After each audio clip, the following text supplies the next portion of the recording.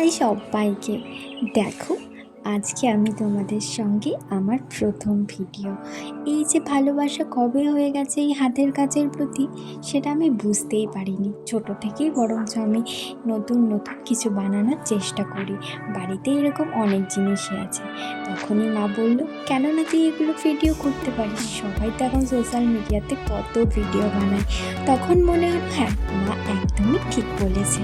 তাই দেখো, আমিও তোমাদের সাথে নতুন ভিডিও নিয়ে হাজির হয়েছি। আমার প্রথম ভিডিও এটি হচ্ছে পেপারের সাহায্যে কি করে তোমরা ফুল তৈরি করবে।